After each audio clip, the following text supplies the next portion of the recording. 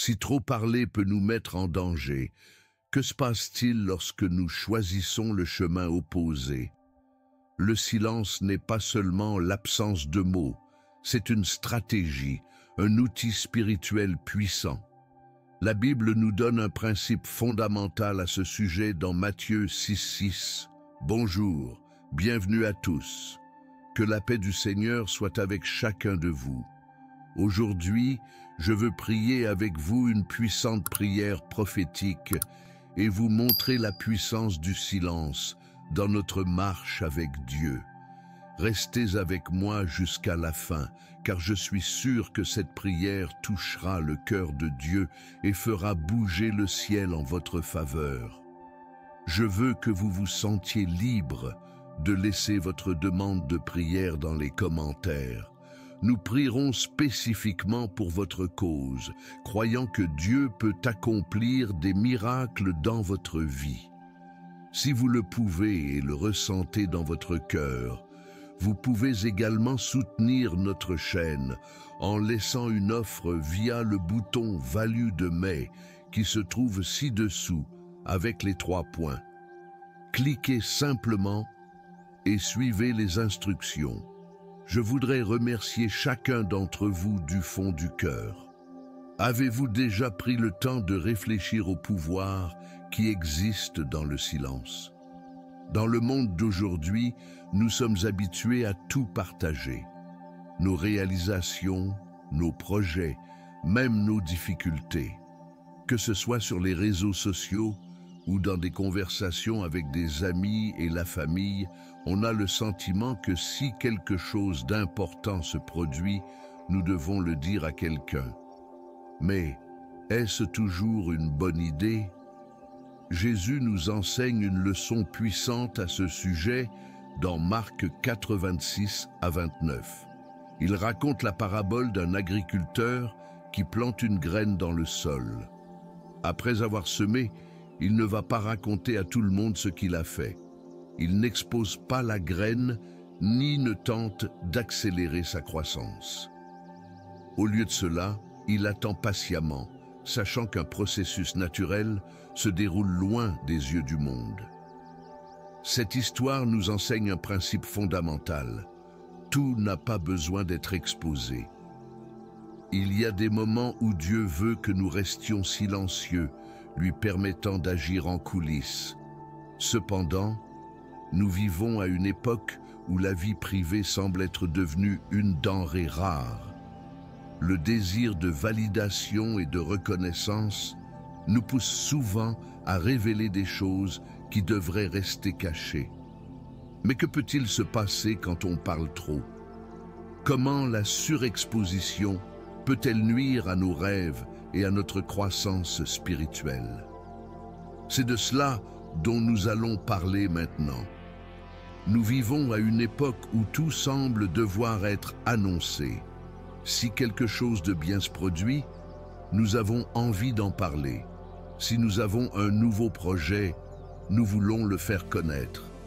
Mais avons-nous déjà pris le temps de réfléchir aux risques liés au partage excessif? La Bible nous donne des indications claires à ce sujet dans Jacques 1er 19. Soyez prompts à écouter, lents à parler et lents à vous mettre en colère. Ce verset ne s'applique pas seulement aux arguments ou aux débats, mais aussi à la manière dont nous gérons notre propre vie. Lorsque nous parlons trop de nos projets, nous ouvrons la porte à l'envie, aux interférences négatives et même au découragement. Pensez au nombre de fois où vous avez partagé un rêve et reçu des commentaires négatifs qui vous ont fait douter de vous-même. Tout le monde autour de vous ne souhaite pas votre réussite. Certaines personnes, même sans s'en rendre compte, peuvent planter des mots de doute et de découragement. D'autres, par envie ou par compétition, peuvent même agir contre vous. De plus, lorsque nous parlons trop, nous courons le risque de compromettre ce que Dieu est en train de faire. Tout ce que Dieu met dans nos cœurs n'est pas destiné à être révélé immédiatement. il y a souvent un processus de maturation qui doit se produire avant qu'une chose soit exposée au monde. Jésus nous a donné un excellent exemple de cela. Pendant une grande partie de son ministère, il a évité de révéler sa véritable identité avant le moment opportun. Dans plusieurs passages, il a dit à ceux qui recevaient des miracles de n'en parler à personne. Il savait que certaines révélations anticipées pouvaient contrecarrer le dessein de Dieu. Il en va de même pour nous. Lorsque nous parlons trop de nos projets avant le bon moment, nous pouvons nous mettre dans des situations inutiles. Nous pouvons générer des attentes externes qui exercent une pression sur nous. Nous risquons d'attirer une attention indésirable. Nous pouvons même être frustrés lorsque les choses ne se passent pas comme prévu. De plus, l'ère numérique a intensifié ce problème. Aujourd'hui, les réseaux sociaux nous encouragent à tout montrer. Nos moments heureux, nos défis, nos réussites. Mais en exposant nos vies au monde, nous courons le risque de nous rendre vulnérables aux critiques, aux comparaisons et aux attaques. Il est donc essentiel de développer le discernement, savoir quand parler et quand se taire. Toutes les réalisations n'ont pas besoin d'être annoncées. Tous les plans n'ont pas besoin d'être divulgués. Parfois, le plus grand acte de sagesse est de simplement rester silencieux et de permettre à Dieu d'agir sans interruption. Mais si trop parler peut être dangereux, quel est le pouvoir du silence? Comment peut-il nous protéger et nous fortifier? Nous le comprendrons dans le prochain chapitre. Si trop parler peut nous exposer à des risques, que se passe-t-il lorsque nous choisissons la voie inverse? Le silence n'est pas seulement l'absence de mots, c'est une stratégie, un outil spirituel puissant. La Bible nous donne un principe fondamental à ce sujet dans Matthieu 6,6. Mais quand tu pries, entre dans ta chambre, ferme ta porte et prie ton Père qui est là dans le secret, et ton Père qui voit dans le secret te le rendra. Ce passage révèle quelque chose de profond. Il y a du pouvoir dans ce qui se passe en secret. Tout comme un agriculteur plante une graine et attend la récolte sans avoir à l'annoncer à tout le monde, Dieu travaille dans nos vies silencieusement et progressivement. Pensez à un bébé oiseau. À la naissance, il est fragile, incapable de voler. Pour assurer sa survie, il reste caché dans le nid, protégé des prédateurs. Là, loin des regards du monde, il grandit, développe ses ailes et devient plus fort. La même chose nous arrive. Lorsque nous gardons nos projets, nos rêves et nos batailles spirituelles entre nous et Dieu, nous évitons les attaques prématurées. Nous donnons le temps à ce qui se construit en nous de se renforcer avant d'être exposé.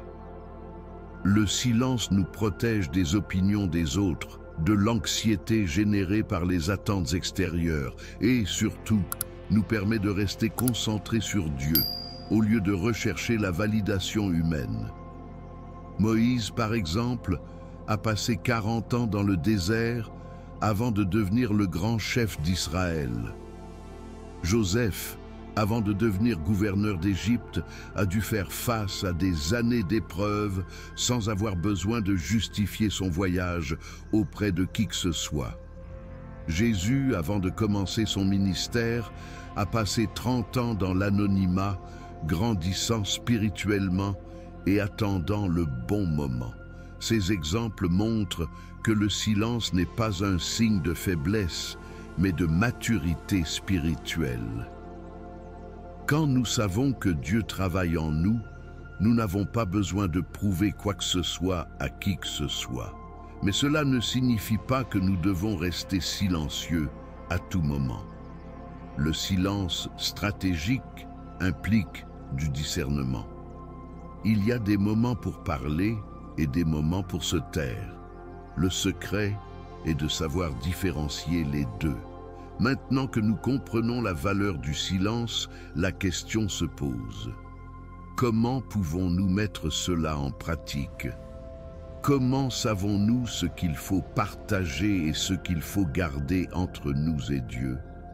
C'est exactement ce que nous verrons dans le prochain chapitre.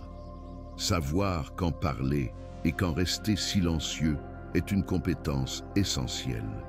Le silence a du pouvoir, mais il doit être utilisé à bon escient. Il n'est pas nécessaire de tout garder pour toujours, mais il ne faut pas non plus tout révéler au mauvais moment. La Bible nous l'enseigne dans Proverbe 13, 3. Celui qui surveille sa bouche préserve sa vie, mais celui qui parle trop se détruit. Ce verset montre clairement que parler sans prudence peut avoir des conséquences négatives. Mais comment pouvons-nous savoir ce que nous devons partager et ce que nous devons garder entre nous et Dieu? Premier, évaluer le bon moment. Tous les plans ne sont pas prêts à être publiés. Avant de dire quelque chose à quelqu'un, demandez-vous, est-ce que c'est assez mature? Suis-je clair sur ce que je partage? Est-ce que parler maintenant renforcera ou affaiblira ce projet? Si c'est encore un rêve en construction, peut-être vaut-il mieux attendre. Beaucoup de choses s'améliorent dans le silence et la prière. 2. Choisissez avec qui partager. Tout le monde autour de nous n'a pas de bonnes intentions. Certains peuvent nous soutenir, mais d'autres peuvent nous décourager, que ce soit par envie, par incrédulité ou simplement parce qu'ils ne comprennent pas notre vision. Jésus nous donne un avertissement à ce sujet dans Matthieu 7,6. Ne donnez pas aux chiens ce qui est sacré, et ne jetez pas vos perles devant les pourceaux. Cela signifie qu'il y a des choses précieuses dans nos vies qui ne devraient pas être données à n'importe qui. Choisissez soigneusement avec qui vous partagez vos projets et vos batailles spirituelles. 3e, faites plus confiance à Dieu qu'à la validation extérieure. Souvent, nous ressentons le besoin de partager quelque chose parce que nous voulons de la reconnaissance ou de l'approbation. Mais lorsque notre confiance est en Dieu, nous comprenons que nous n'avons rien à prouver à personne. Regardez l'exemple de Néhémie. Lorsqu'il décida de reconstruire les murs de Jérusalem, il ne fit pas connaître son plan à tout le monde. Il a d'abord prié, planifié, et seulement ensuite il a partagé sa vision avec ceux qui pouvaient vraiment l'aider. Néhémie 2,12. Cela nous enseigne qu'avant de rechercher l'avis des gens, nous devrions rechercher la direction de Dieu. 4e, soyez patient. Le timing de Dieu est parfait. Parfois, le silence n'est pas seulement une protection, mais une phase nécessaire pour que quelque chose soit préparé et renforcé. Si nous gardons nos rêves au bon endroit, dans la prière, au bon moment et avec les bonnes personnes, ils auront beaucoup plus de chances de devenir réalité. Mais maintenant que nous savons quoi faire et comment agir, il reste une dernière étape. Comment appliquer cela dans notre vie quotidienne? Nous le comprendrons dans le prochain chapitre. Connaître l'importance du silence et du discernement est un grand pas, mais le véritable défi est de les mettre en pratique au quotidien. Comment pouvons-nous réellement apprendre à garder des secrets et à faire davantage confiance à Dieu? Voici quelques stratégies simples et efficaces. 1. Pratiquer la conscience de soi. Souvent, nous parlons sans réfléchir. Pour changer cela, commencez par vous demander « Pourquoi est-ce que je veux partager cela? Est-ce que cette information doit vraiment être dite maintenant? Est-ce que je recherche l'approbation ou est-ce que je veux juste me défouler? » Plus vous réfléchissez avant de parler, plus il sera facile d'éviter les mots inutiles. 2. Créez un espace de prière et de réflexion. Au lieu de dire à tout le monde vos projets, dites-le à Dieu. Ce qui était autrefois une habitude d'exposition peut devenir une habitude d'intimité avec Dieu. Essayez journal spirituel. Écrivez vos rêves et vos prières dans un carnet avant de les partager. Moment de silence. Réservez du temps chaque jour pour parler à Dieu avant de parler aux gens. 3. Entourez-vous des bonnes personnes. Tout le monde ne mérite pas de connaître ses rêves. Recherchez des amitiés qui renforcent votre foi et encouragent votre croissance. Comme le dit Proverbe 27:17, comme le fer aiguise le fer, ainsi un homme aiguise un autre homme. Si vous avez besoin de conseils, choisissez des personnes sages et craignant Dieu. 4. Ayez confiance dans le timing de Dieu. N'oubliez pas, le silence n'est pas une prison, mais une préparation. Chaque grande œuvre de Dieu a eu un temps de maturation avant d'être révélée. S'il vous demande d'attendre, c'est qu'il y a quelque chose qui se trame en coulisses. Maintenant que nous avons compris tout cela, il ne reste plus qu'une dernière étape. Comment pouvons-nous apporter ce message dans la vie des autres? Maintenant, prions, Père bien-aimé et souverain. Aujourd'hui, je viens à toi le cœur ouvert, conscient que je parle souvent trop, que je dévoile mes projets à l'avance et que je recherche l'approbation humaine au lieu de te faire entièrement confiance. Seigneur, je veux apprendre la puissance du silence, l'importance de préserver les rêves que tu as plantés dans mon cœur et la sagesse de discerner quand je dois parler et quand je dois me taire. Seigneur, je sais que tu es le Dieu qui travaille dans le secret. Dans Matthieu 6:6, le Seigneur nous enseigne que nous devons entrer dans notre chambre, fermer la porte et prier en secret, car toi qui vois ce qui se fait en secret, nous récompenseras. Que cette vérité devienne réelle dans ma vie.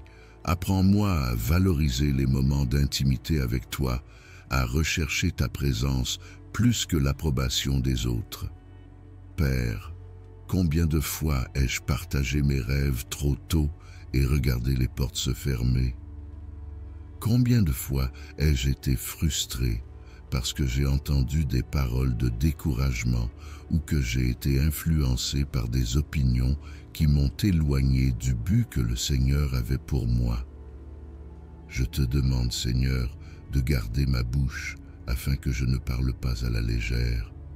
Comme le dit ta parole dans Proverbe 13:3, « Celui qui veille sur sa bouche garde son âme, mais celui qui parle trop amène la ruine. Que je sois prudent en parlant et sage en gardant le silence. Aide-moi, Père, à comprendre qu'il y a un temps pour tout. Tout comme une graine plantée doit pousser loin des yeux du monde avant de porter du fruit, puis-je aussi grandir en silence, confiant que le Seigneur travaille dans les coulisses. Je ne veux pas agir dans la précipitation ou par désir de reconnaissance. Je veux avoir confiance en toi, sachant que ce que tu as commencé dans ma vie, tu l'achèveras aussi au bon moment. Seigneur, je prie aussi pour les gens qui m'entourent. Donne-moi le discernement pour savoir à qui je peux faire confiance.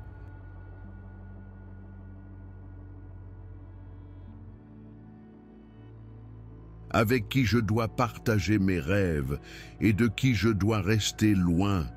Tous mes proches ne veulent pas le meilleur pour moi et souvent je ne m'en rends pas compte.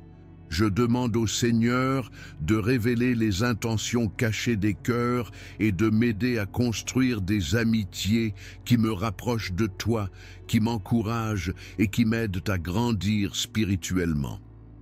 Père, je veux apprendre à me reposer à ton heure. Je sais que le silence ne signifie pas toujours que rien ne se passe. Au contraire, C'est souvent dans le silence que le Seigneur me prépare le meilleur. Le Seigneur a façonné Moïse dans le désert avant de l'utiliser pour délivrer Israël. Le Seigneur a permis à Joseph de traverser des années d'épreuves avant de le nommer gouverneur d'Égypte. Le Seigneur a fait en sorte que Jésus passe 30 ans dans l'anonymat avant de commencer son ministère. Si même les grands hommes de Dieu ont traversé des périodes de silence et de préparation, qui suis-je pour vouloir que tout arrive rapidement? Aujourd'hui, je choisis de faire confiance. Je choisis de me reposer. Je choisis de placer mes rêves, mes projets et mes désirs entre tes mains.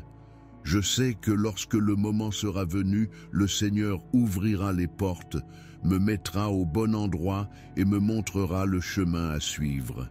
Merci Père pour ta fidélité. Merci parce que le Seigneur voit ce qui est caché et agit au bon moment. Merci car le silence ne signifie pas abandon, mais préparation. Aide-moi à quitter cette prière transformée avec un cœur plus patient, plus sage et plus tourné vers toi. Que mes paroles soient peu nombreuses, mais que ma foi soit grande. Cherchons maintenant ensemble la présence de Dieu